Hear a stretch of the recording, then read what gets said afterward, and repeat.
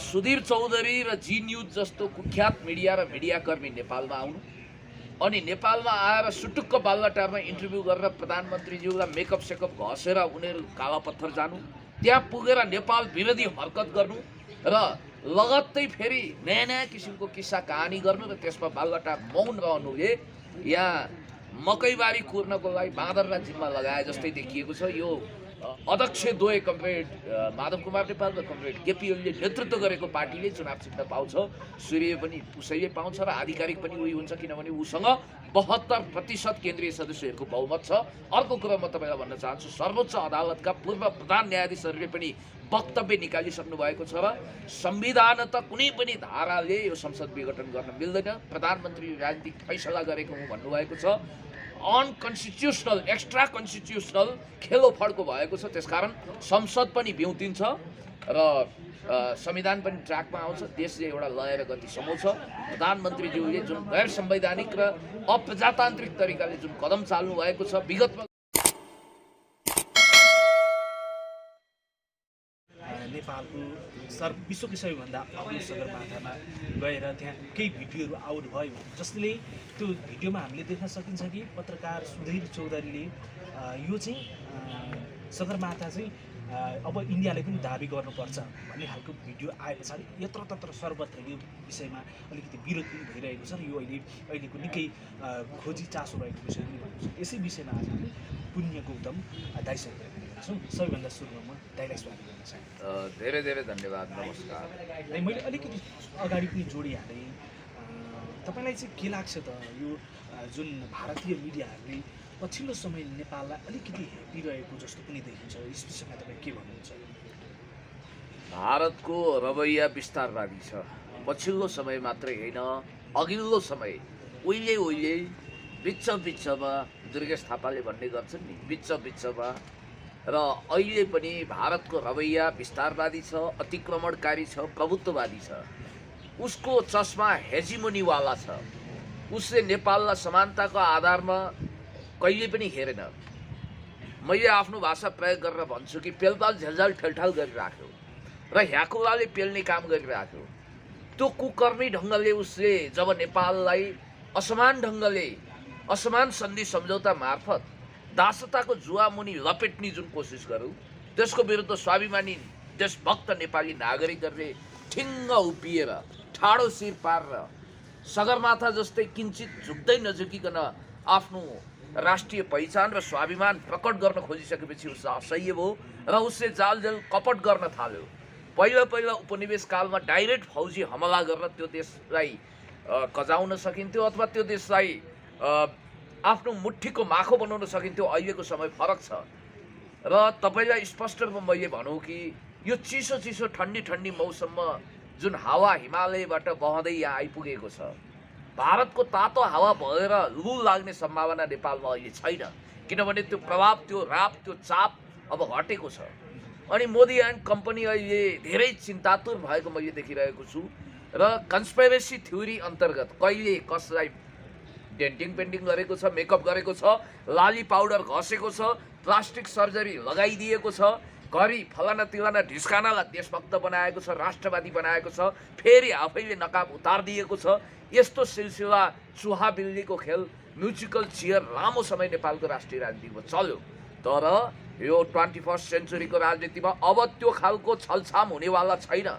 कुनै पनि जालन्धर न महादेवको स्वरूप धारण गर्न सक्नेवाला छ, न उसले पार्वतीको छल्ने गर्नेवाला छ। अब हामीले धेरै चेतिसक्यौँ, 52 ठक्कर 53 गुस्सा खायौँ। अब हामी फेरि ठगिने, लुटिने, ढाँटिने आदि इत्यादि पोजिसनमा छैनौँ। अब अहिले पछिल्लो समयको कुरा गर्नुहुन्छ भने जस्तो भारतीय न्युज च्यानल जी न्युज र त्यसका प्रख्यात रिपोर्टर अथवा कुख्यात रिपोर्टर जे भन्न मन लाग्छ भन्नुहोस्, सुधीर चौधरी नेपालमा लगभग गुपचुप ढङ्गले सुटुक्क आए, फर्किसकेपछि मात्रै त्यो असर देखा पर्यो।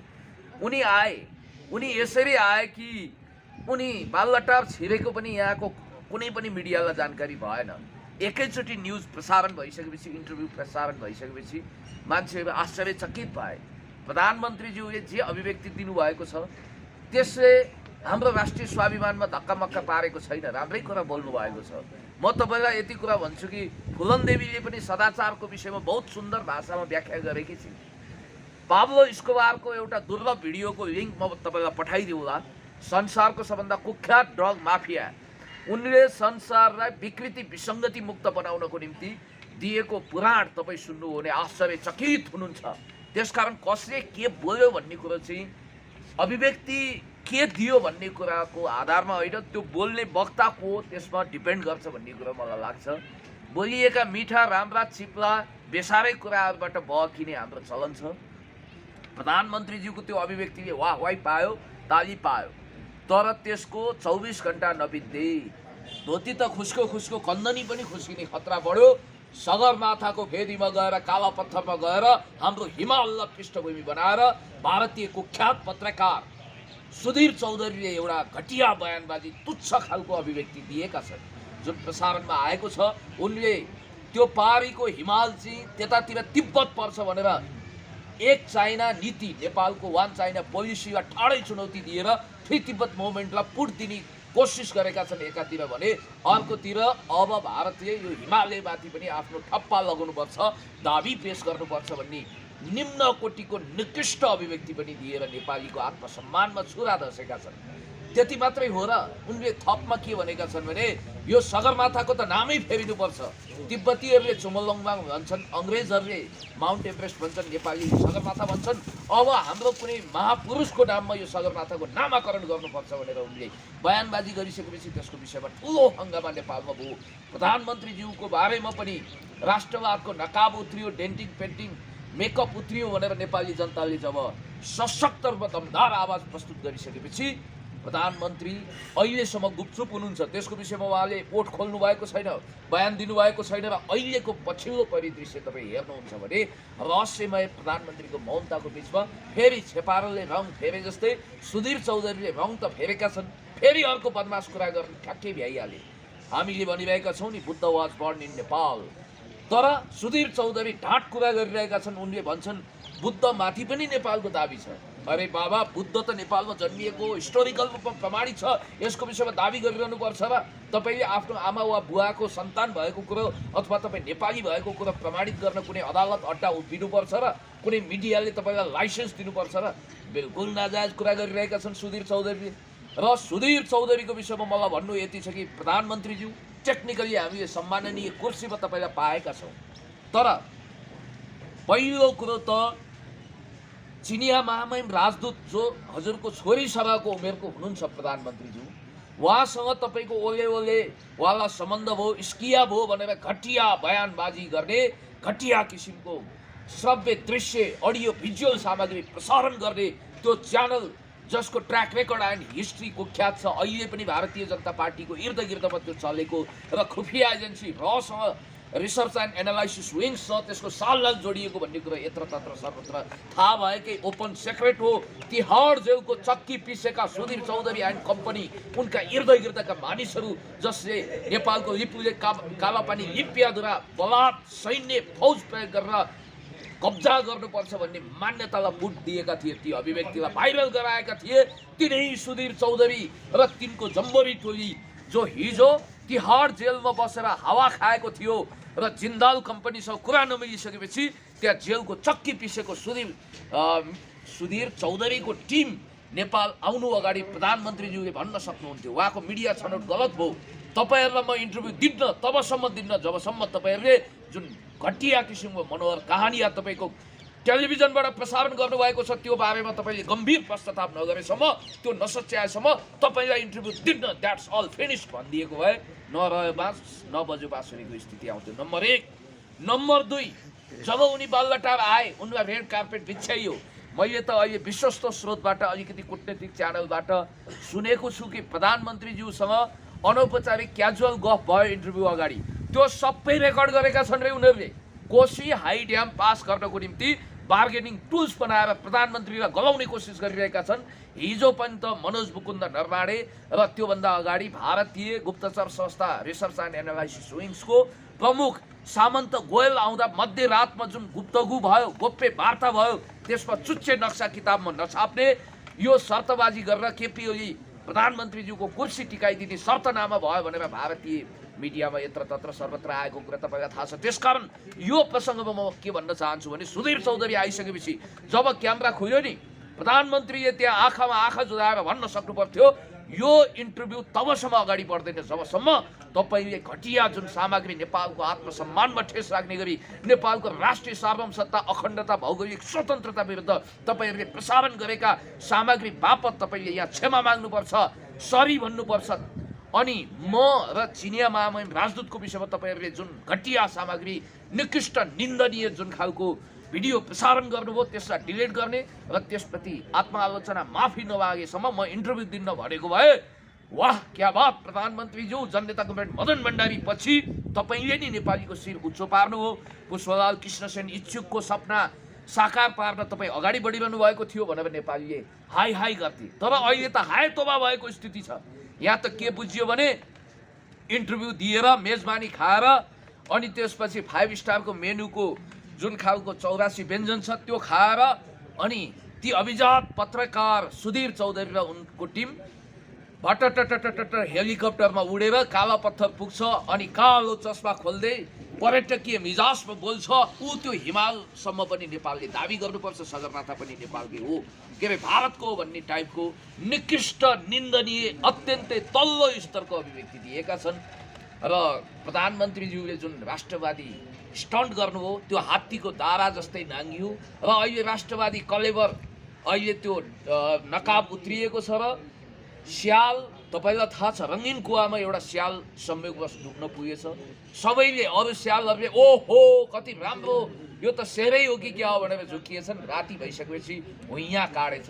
त्यसै गरी स्याल अहिले नाङ्गिएको छ र एउटा कुरा म तपाईँलाई स्पष्ट रूपमा भन्न चाहन्छु महाकाली सन्धि गर्ने अनि मिलेनियम च्यालेन्ज कर्पोरेसन वा मुन्द्रेको कमेडी क्लब हो र भन्दै व्यङ्ग्य गर्दै मिलेनियम च्यालेन्ज कर्पोरेसन यानि कि एमसिसी पास गराएर नेपाललाई पश्चिमाहरूको परेड ग्राउन्ड बनाउन खोज्दै म जतिको मान्छे जसले मनोज मुकुन्द नरवाडे नेपाल भ्रमण गर्दाखेरि त्यो कुख्यात भ्रमणको विरोध गरेँ हामीले विरोध गऱ्यौँ र त्यतिखेर हामीले विरोध गर्दाखेरि नेपालको महान कालापानी लिपुले लिम्पियाधुरामा भारतीय बुट र बन्दुक बजार्नुपर्छ भन्ने नरवाडेलाई नेपालमा अनररी प्रधान सेनापतिको भूमिका दिनु हुँदैन भनेर हामीले त्यतिखेर आवाज बुलन्द गर्दाखेरि 4 दिनसम्म मलाई हिरासतमा राखियो।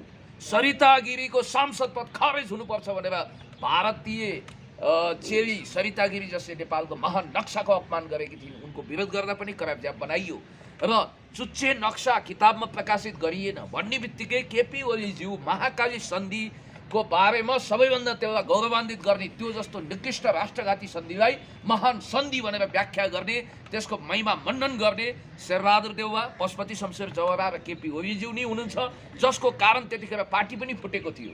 र मलाई जहाँसम्म लाग्छ अहिले पनि याद गर्नुहोला त्यतिखेरदेखि अहिलेसम्म केपी ओलीज्यू पार्टीको निर्देशनमा पार्टीको निर्णयमा उहाँ राष्ट्रवादी हिरो त बेला बेलामा देखा पर्नुभयो तर जिरो पनि छिट्टै हुनुभयो र केपी ओलीज्यू लामो समयदेखि इन्डो वेस्ट भारत पश्चिमाको लाइनमा हुनुहुन्छ।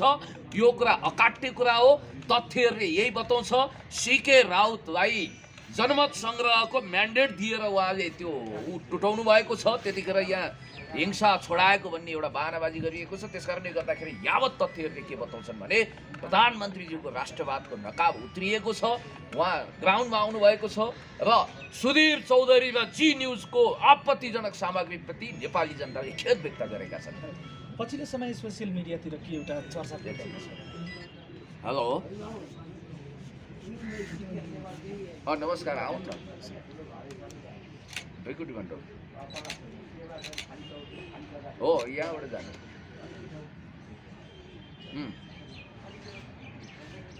ल 5-10 मिनट हस् हस् हस् हस् पछिल्लो समय दाइ भयो पछिल्लो समय दाइ अब यो इन्टरभ्यू आइसकेपछि र जुन यो अहिलेको पछिल्लो जल्दबल्दो विषय सगरमाथाको विषय आइसकेपछि हामीले सोसियल मिडियातिर पनि विभिन्न डिबेटहरू हामीले देख्न सक्छौँ। कतिपय पक्षले के पनि भन्छ भने अब चुनाव आउन लाग्दाखेरिको यो एउटा चुनावी हिसाबले पनि यो इन्टरभ्यू आएको हुनसक्छ अथवा यो चाहिँ स्वयं प्रधानमन्त्रीज्यूले नै चाहिँ यो भारतीय मिडियालाई बोलाएर उहाँले गुप्तचर तरिकाले चाहिँ इन्टरभ्यू दिएको हुनसक्छ भन्ने खालका कुराहरू पनि देखिन्छ। तपाईँलाई चाहिँ के लाग्छ? यो स्क्रिप्टेड हो, यो सुनियोजित हो, यो पहिल्यै प्री प्लानमा तय गरिएको इन्टरभ्यू हो भनेर बुझ्न नेपालीलाई अवश्य समस्या छैन। एउटा कुरा तपाईँले के बुझ्नुहोस् भने बेलायतका पूर्व प्रधानमन्त्री टोनी ब्लेयरको एउटा भनाइ छ, थर्ड वर्ल्ड कन्ट्रीमा जादुगरी गर्ने र तिक्रमबाजी गर्ने मान्छे सफल पोलिटिसियन हुनसक्छ। सायद प्रधानमन्त्रीज्यूले थर्ड वर्ल्ड कन्ट्रीकै त्यही व्यवहारलाई पुनरावृत्ति गर्नुभयो र अहिले जुन ढङ्गले यो सबै कुराहरू नाङ्गिएको छ, ओपन देखिएको छ, कुनै सिक्रेट बाँकी रहेन। यस हिसाबले हेर्दाखेरि सुधीर चौधरी र जी न्युज जस्तो कुख्यात मिडिया र मिडियाकर्मी नेपालमा आउनु अनि नेपालमा आएर सुटुक्क बालुवाटारमा इन्टरभ्यू गरेर प्रधानमन्त्रीज्यूलाई मेकअप सेकअप घसेर उनीहरू कालापत्थर जानु, त्यहाँ पुगेर नेपाल विरोधी हरकत गर्नु र लगत्तै फेरि नयाँ नयाँ किसिमको किस्सा कहानी गर्नु र त्यसमा बालुवाटार मौन रहनुले यहाँ मकैबारी कुर्नको लागि बाँदरलाई जिम्मा लगाए जस्तै देखिएको छ। यो जङ्गलमा चितुवा कराउनु र तपाईँको खोरमा सिँगारी बाख्रो हराउनु एकै चोटिको संयोग भन्नुहोस् अथवा जे भन्नुहोस्, यो सेटिङमा भएको हो भन्ने कुरा बुझिएको छ। र म स्पष्ट रूपमा भन्न चाहन्छु, निर्वाचन आयोगले अब अवश्य पनि मूलधारको नीलकण्ठ उप्रेतीज्यू जो प्रमुख पूर्व निर्वाचन आयुक्त हुनुहुन्छ, उहाँले स्पष्ट रूपमा भनिसक्नु भएको छ कि चुनाव चिन्ह भनेको बहुमत साबित गर्ने मूलधारको नेकपाले पाउँछ। अर्थात् सम्माननीय पूर्व प्रधानमन्त्री द्वय अर्थात् अध्यक्ष द्वय कमरेड माधव कुमार नेपाल र कमरेड केपी ओलीले नेतृत्व गरेको पार्टीले चुनाव चिन्ह पाउँछ। सूर्य पनि उसैले पाउँछ र आधिकारिक पनि उही हुन्छ, किनभने उसँग 72% केन्द्रीय सदस्यहरूको बहुमत छ। अर्को कुरा म तपाईँलाई भन्न चाहन्छु, सर्वोच्च अदालतका पूर्व प्रधान न्यायाधीशहरूले पनि वक्तव्य निकालिसक्नु भएको छ र संविधान त कुनै पनि धाराले यो संसद विघटन गर्न मिल्दैन, प्रधानमन्त्री राजनीतिक फैसला गरेको हुँ भन्नुभएको छ। अनकन्स्टिट्युसनल एक्स्ट्रा कन्स्टिट्युसनल खेलोफडको भएको छ, त्यसकारण संसद पनि बिउतिन्छ र संविधान पनि ट्र्याकमा आउँछ, देशले एउटा लय र गति समाउँछ। प्रधानमन्त्रीज्यूले जुन गैर संवैधानिक र अप्रजातान्त्रिक तरिकाले जुन कदम चाल्नु भएको छ, विगतमा गरेका राम्रा कामहरू पनि अहिले छायामा परेको छ र यो सेटिङकै कुरा हो। यो सेटिङका कुरा सत्य डग्दैन, झुटो टिक्दैन भन्ने कुरा सोरै आना चाहन्छु। अब यदि जी न्युजले यो समाचार फेरि पनि प्रसारण गर्यो अथवा यस्ता खालका भ्रामक यो जुन नेपालदेखि भएका कुराहरूलाई यसरी आएर नेपालको मिला आफ्नो भूमि समाचारहरू आयो भने चाहिँ तपाईँ एउटा राष्ट्रिय भक्ति भावनाले प्रेरित भएको व्यक्ति भएको नाताले तपाईँ चाहिँ के कदम चाल्नुहुन्छ? होइन, यस्तो हो, जी न्युजले यस्तो कुकर्म हरकत कहिले नगरोस् म चाहन्छु, तपाईँ चाहनुहुन्छ, सबै नेपालीले चाहन्छ, तर उसले गर्छ त्यही, किनभने उसको नजरबाट त्यो सही काम होला नि त। हामीले गलत देख्यौँ, सत्यको पनि अनेक आयाम हुन्छ भनिन्छ। त्यस कारणले गर्दाखेरि म के भन्न चाहन्छु भने अब धेरै ज्यादती भयो भने भारतीय कुख्यात भद्दा मिडियाहरूलाई नेपाली जनताले बहिष्कार गर्नुपर्छ। हाम्रै च्यानल छन्, हाम्रै न्युज पोर्टलहरू छन्, यही काफी छ। CNN BBC ले यस्तो भद्दा न्युज त प्रसारण गरेको हामीलाई थाहा छैन। त्यस कारणले गर्दाखेरि भारतीय न्युज च्यानलहरू भनेको भारतीय इस्टाब्लिसमेन्टको इर्दगिर्दमा घुम्ने, उनीहरूकै गुरुत्वाकर्षण, उनीहरूकै ग्राभिटी वरिपरि घुम्ने, त्यही हन्डीमा बाँचेका 7 रेस कोर्सदेखि राष्ट्रपति निवाससम्म चक्कर काट्ने र त्यही मोदीकै स्कुल अफ थटमा अहिले उत्पादन भएका हुर्किएका र मोदीसँग सालनाल जोडिएकै मिडियाहरू हुन्। ती कर्पोरेट मिडियाहरू धन्दा सेट छन्, तिनीहरूलाई पैसा चाहिन्छ, ती गल्लावाल हुन्। त्यस कारणले गर्दाखेरि ती गोदी मिडिया भनेर पनि तिनीलाई भन्ने गरिन्छ र ती मिडियाहरूले नेपाल विरोधी खेलोमेलो नगरून्, नेपाल विरुद्ध सूचनाको बाढी, फेक न्युजको बाढी नचलाउन्। म यही भन्न चाहन्छु, त्यो बाढी यदि उनीहरूले चलाउँछन् भने त्यो बाढीले अन्ततगत उनीहरूलाई नै भत्काएर बगाएर लानेछ, किनभने आफैले खनेको खाडलमा अन्तत मान्छे आफै पर्छ। जाँदा जाँदै अन्तिममा एउटा प्रश्न, हजुर, नेपालमा इन्डियन न्युज च्यानलहरू बन्द छ, नेपालमा सबै बन्द पेन्ट गरिएको छ। यो अवस्थामा तपाईँलाई चाहिँ के लाग्छ, सम्माननीय प्रधानमन्त्रीज्यूले इन्डियन मिडियालाई अन्तर्वार्ता नदिएको भए कस्तो हुन्थ्यो अथवा के लाग्छ तपाईँलाई? होइन, भनेकै त्यही हो नि, जब हलेदो हो भने तपाईँ किन कोट्याउनुहुन्छ? इन्डियन मिडियाहरू दुष्ट छन्, उनीहरूले दुष्प्रचार गर्छन्, उनीहरूले काहीँ न काहीँ छिर्के हान्छन्, पेलपाल झेलझाल ठेलठाल गर्छन्, एम्बुस थाप्छन्, लङ्गडी हान्छन्, उनीहरूले फसाउँछन् भन्ने बुझ्दा बुझ्दै प्रधानमन्त्रीज्यूले, मलाई त लाग्छ प्रधानमन्त्रीज्यूले इनोसेन्ट हुँदाखेरि यो काम गर्नुभयो कि भनेको हो भने मैले बेनिफिट अफ डाउट दिएको। मैले शङ्काको सुविधा दिएको होइन। प्रधानमन्त्री नै कन्सपिरेसीमा हुनुहुन्छ, उहाँ नै नाटकीय काममा इन्भल्भ हुनुहुन्छ भनेर तपाईँ निष्कर्षमा पुग्नुहुन्छ भने त यी सबै सेटिङ मिटिङका कुराहरू हुन्। यी आउँछन् जान्छन्, यी 4 दिनका चाँदनी फेरि अँधेरा। यसले जुन आदि तुफान ल्याउँछ त्यसले खासै लसार बाटोपट्टि लाग्दैन। र म तपाईँलाई स्पष्ट रूपमा के भन्न चाहन्छु भने हलेदो भनेपछि नकोट्याउनु, दुष्ट भनेपछि सङ्गत नगर्नु भनेकै छ नि। जब तपाईँ विषालु गोमन हो भनेर ठहर गर्नुहुन्छ, त्योसँग माया प्रीति आउनुहुन्छ भने त्यसले एक दिन अवश्य डस्छ। विषकन्यासँग मायालु ढङ्गले उसले चुम्बन गरी भने पनि विष छाड्छे, डसी भने दाँत गाडी भने पनि विष छाड्छे। स्वाभाविक हो कि भारत त्यही विषकन्या जस्तै छ, जसले माया प्रेम गरेर अँगालो हालेर चुम्बन गर्यो भने पनि तपाईँलाई हलाल विष ओकलिदिन्छ र उसले तपाईँलाई टोक्यो भने त झन् विष लागिहाल्छ। त्यसकारण त्यो बुझिसकेपछि त्योसँग टाढै रहनु राम्रो। सिमे भूमे काँचो वायु मसानलाई मनसाउनु अन्साउनु नै राम्रो। म आध्यात्मिक भएर भनेको होइन, प्रचलित लोक भाकामा यो कुरा गरेको।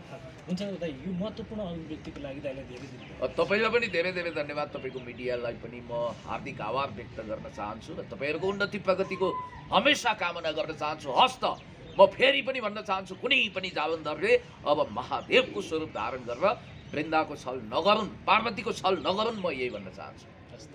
Thank you.